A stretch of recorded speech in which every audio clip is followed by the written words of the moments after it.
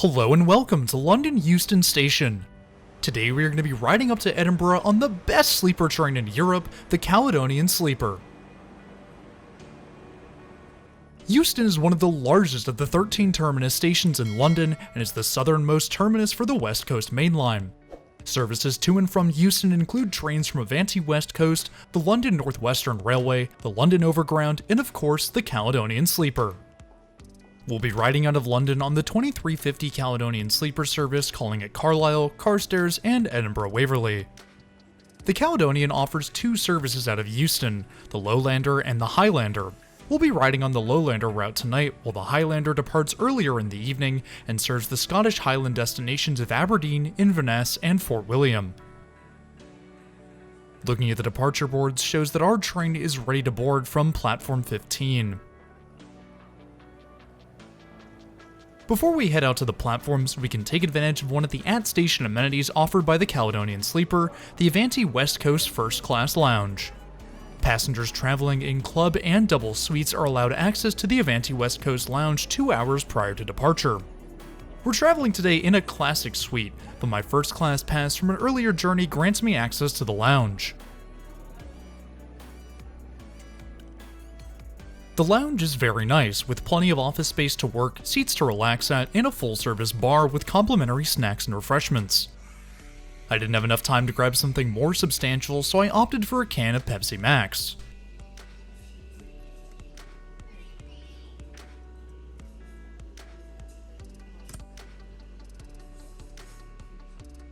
The lounge also offers showers to all passengers, which is a great feature for those traveling in classic suites on the Caledonian, which notably do not offer such amenities. The lounge is a great place to hang out and grab a drink ahead of any departure. I wish it were available to all passengers with rooms on the Caledonian, or all passengers period, as it's the only place where most are able to access a shower throughout the night. Before we make our way out to platform 15, we can take a look at the route for this evening. Our travels tonight will take us up the West Coast Main Line past Birmingham and Crewe, splitting the gap between Liverpool and Manchester. We'll then continue north past Preston and Lancaster, arriving in Carlisle around 5 AM. Carstairs is the next stop at 6:15, where the train then splits into the Glasgow and Edinburgh halves. The Glasgow half heads west while we head northeast, arriving into Edinburgh Waverley at 7:30 AM. Our journey through England and on to Scotland will cover around 385 miles over the course of 7 hours and 40 minutes. It may only be 10:40 PM by the time we reach track 15, but the Caledonian Sleeper allows passengers heading north to board beginning at 10:30. This allows everyone plenty of time to board and get to sleep if they so desire, and we'll be taking full advantage of this extra time on board. Down at track level is our beautiful Class 92 locomotive, trailed by her 16 British Rail Mark V coaches, all of which are adorned in the Caledonian Sleeper's midnight teal livery. These new coaches were built by Spanish rail company CAF back in 2016 to replace their aging fleet of Mark II and Mark III coaches, which had been in service since the 60s and 70s. With the new coaches came new luxurious interiors, a welcome change from the older coaches, and a change I was really looking forward to checking out. After getting checked in with the members of staff at the platform, we can head down the train to find our room. Tonight we'll be staying in room 9 in coach F, a classic suite towards the front of the train.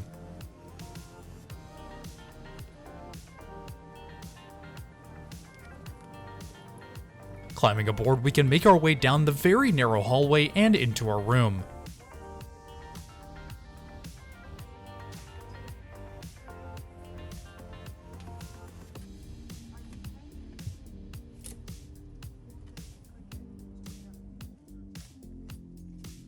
At a glance, the room looks incredible, even for a smaller suite.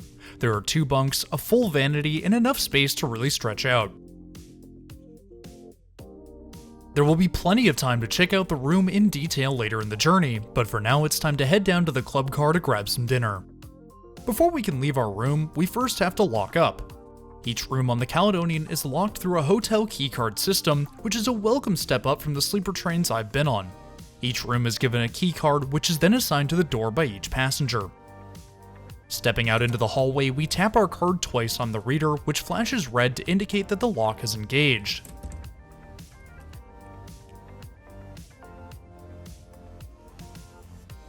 With our belongings now secured, we can make our way over to the club car. The club car is located towards the rear of the train between the sleeper and seated coaches. The club car in the Caledonian is by far the nicest cafe or bar car I've ever seen. There are plenty of seating options with booths for a more traditional experience on one side, while the other features angled stools, making it easier to see out of the windows while reducing the amount of aisle space each seat uses. These new Caledonian interiors look great with their blue and brown upholstery and wood fixtures, all helped by the great lighting throughout.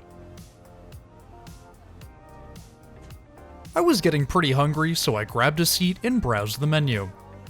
The menu is significantly more expansive than I had anticipated, with multiple appetizers, mains, and desserts, plus snacks for those not looking for a large meal. There are technically 2 menus in this one booklet, as the Lowlander and the Highlander each have their own set of offerings. From the Lowlander selection, I decided to order the butternut squash and sage risotto, plus a cheese board to share with the rest of my travel group. As we waited for our food to arrive, the clock hit 11:50, and shortly after, our train began to roll out of London's Euston station, marking the beginning of our 8-hour odyssey up to Scotland.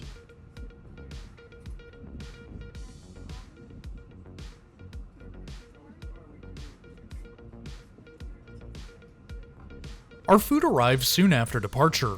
Both options looked great and tasted even better. The cheese plate included 4 different cheeses, a red onion marmalade, grapes, and some Highland crackers. The risotto was rich and smooth, with robust squash flavors and a creamy sage sauce, all of which was delicious. A nice touch to aid the ambiance were the silverware sleeves branded with the logo of the Caledonian Sleeper. It may not have had a huge effect on the travel experience, but it's the little things that count. The dining experience on Europe's best sleeper wouldn't be complete without a glass of champagne. Cheers!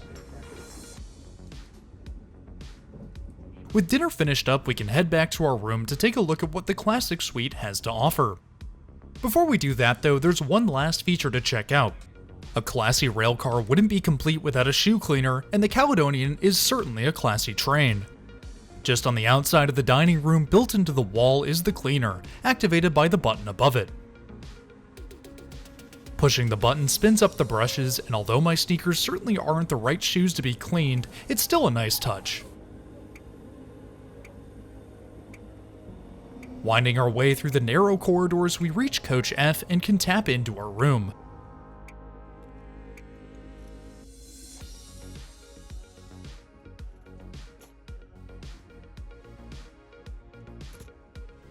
Classic and club suites aren't super large, but do include 2 bunks, a sink with towels, and a decent amount of storage. The vanity was surprisingly high quality. I've become so accustomed to Amtrak's interiors that seeing a sink that actually looked nice was a welcome change. The faucet worked well with the temperature control on the back.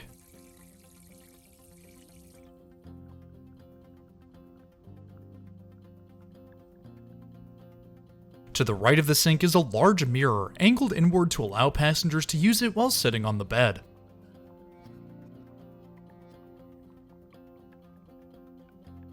Two complimentary towels can be found hanging from beneath the sink, and both bear the Caledonian Sleeper branding. The room's trash can is also located beneath the sink towards the wall. In between the sink and the towel rack is the stowable table. Pulling up on the flap reveals the table, which can then be rolled out and unfolded. It's fairly large and will certainly come in handy come breakfast time. The room's only window is just above the vanity and features a retractable sunshade.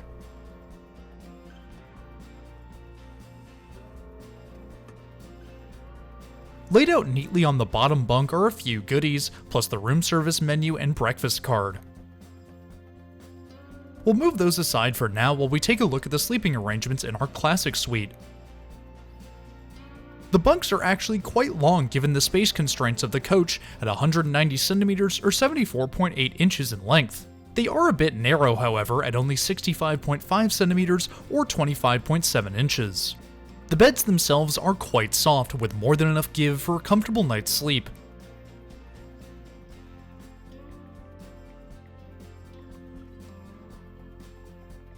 Each bunk includes 2 full-size pillows, both of which are very comfortable.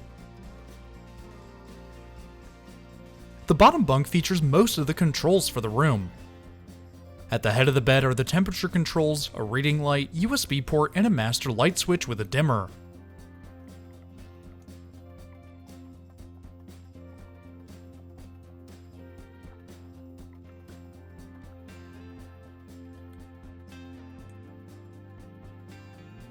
The foot of the bed houses the window light, attendant call button, plus 2 more USB ports and 2 full outlets for charging. 2 complimentary bottles of water are provided to passengers in one of 2 cubbies on the wall. The other is currently empty but includes a sign telling passengers to store their charging devices here, although I'm not sure how you'd fit a laptop in this tiny holder. The top bunk is the same as the bottom, but with fewer outlets and controls. The same 2 pillows are included, but the controls at the head have been reduced to just a reading light, USB port, and master light switch. I believe the top bunk can be flipped up by a member of staff if you're traveling alone, hence this latch on the side, but it wasn't a huge deal for me. Climbing up, we can get a sense of how long the beds really are. Lying head against the wall, my feet are almost flat against the outer wall, which means that the 74.8-inch figure from earlier is pretty accurate, as I'm 6'3" and just barely fit. It wouldn't be super comfortable for anyone taller than that, and with narrow bunks, you really don't have a lot of space to bend your knees to reduce your overall footprint. From the top bunk, we can get a better look at the rest of the room, although there really isn't much to see. The only other features not mentioned earlier are the 2 coat hangers on the upper hook, with a Do Not Disturb sign on the lower. As we found when we first entered, the crew had laid out the menu, breakfast cards, and amenity kits on the lower bunk. The breakfast card will allow us to choose what we would like to eat tomorrow morning. All passengers are able to order a drink free of charge, which comes with a small oat bar. For more substantial choices, passengers may also select any of the items from the menu further down, but may have to pay an additional charge. Full breakfast items are only complimentary to club and double passengers, meaning we'll have to pay a bit extra for something more to eat come tomorrow morning. Once you have a choice in mind, you mark down your selection using the pencil provided and hang it on the outside of the door. The crew will then come by to collect them and bring your selections tomorrow morning. The room service menu is quite substantial, with breakfast and dinner, although it's really just a combination of the club car and breakfast list we saw earlier.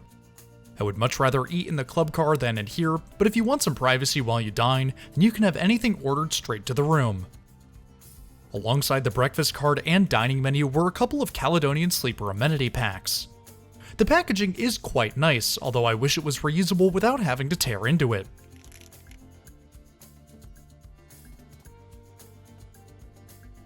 Taking a look at the contents, we find a branded eye shade, earplugs, and a bar of soap.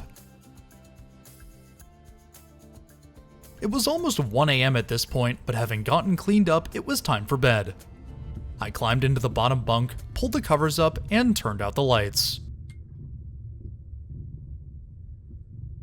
We awoke the next morning to the hum of our locomotive and the tracks clacking away beneath us. It had been a shorter night's sleep than I would have liked, but it was definitely comfortable and I was feeling ready for a full day ahead. Well, almost ready, as I still needed a cup of coffee to start off right. Fortunately, our breakfast was delivered only a few minutes after waking up, which was great because I was getting pretty hungry. Included in the complimentary selection was our cup of coffee plus an oat bar. Well, I thought it was a cup of coffee, but upon further inspection, it was just a cup of hot water with a couple packets of instant coffee to pour in. I was really hoping for a fresh brewed cup of coffee this morning, but I guess this'll have to do. The complimentary oat bar was way smaller than I had anticipated. I'm not sure what I was expecting, but a kid's snack bar wasn't it. Fortunately, I had ordered the sausage morning roll with pickle in addition to the complimentary items. The roll was certainly lackluster in comparison to the great dining experience we had the night prior. The roll had been squished in transit and really didn't look too appetizing, and for £4.25 I had expected more. At least it tasted alright. Before we arrive in Edinburgh, it's worth taking a look at the bathrooms on board. For passengers not traveling in either club or double suites, bathrooms are located at the ends of each car. Unfortunately, they do share a wall with the last suite in each car, which can be rather unpleasant if you end up in there. The bathrooms are rather small, including only enough space for the toilet and a small wash basin. The automatic sink works well, however the soap was empty, which explains the regular soap bottles to the left of the sink.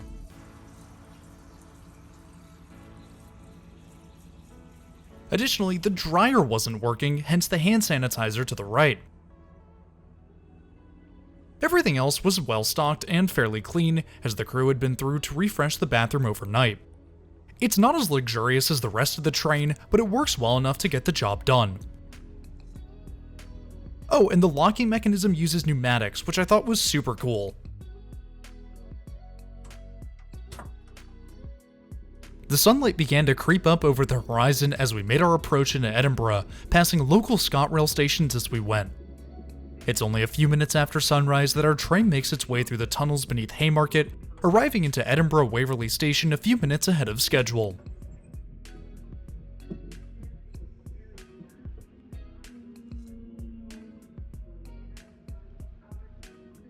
A great feature of the Caledonian Sleeper is that passengers aren't required to vacate their rooms until 30 minutes after arrival, which means that there's plenty of time to wake up and get ready for the day even if you slept past your alarm. I'm up and at 'em by this point, so I grabbed my belongings and headed towards the exit, stepping off the train into Edinburgh and Edinburgh Waverley Station.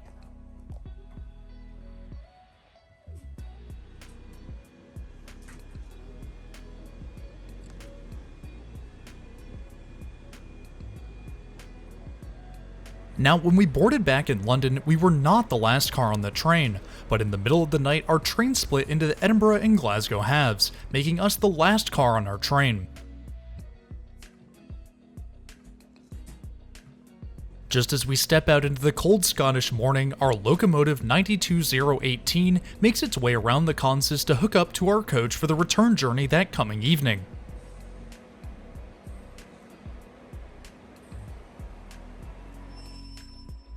The engineers get the locomotive ready to connect before slowly pulling it up to the rake, coupling on as smoothly as possible.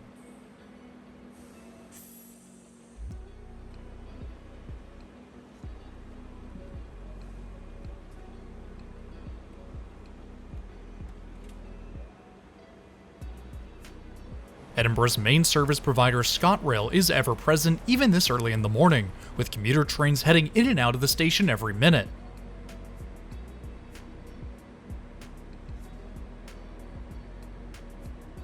Edinburgh Waverley is Scotland's second busiest station, with 32,465,000 passengers in 2019, falling only to Glasgow Central with 46.5 million passengers.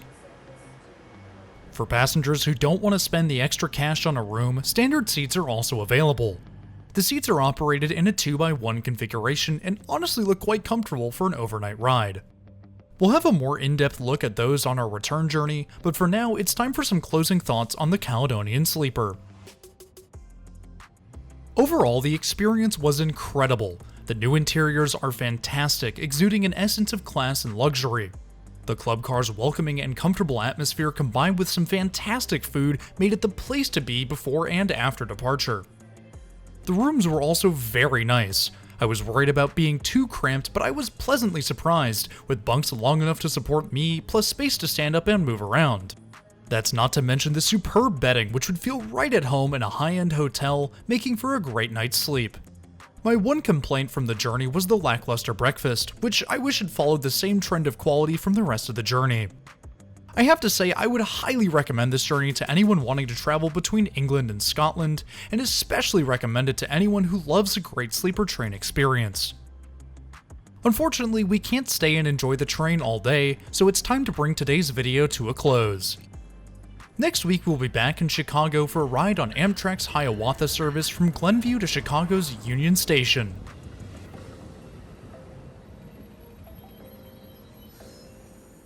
If you're new around here, I would really appreciate it if you hit that subscribe button down below. It's totally free and it really helps support the channel. There's a lot more incredible content on the way from around the world, so be sure to stick around if you want to see more. But anyways, that's all I have for today. Thanks for riding with me, and I'll see you in the next one.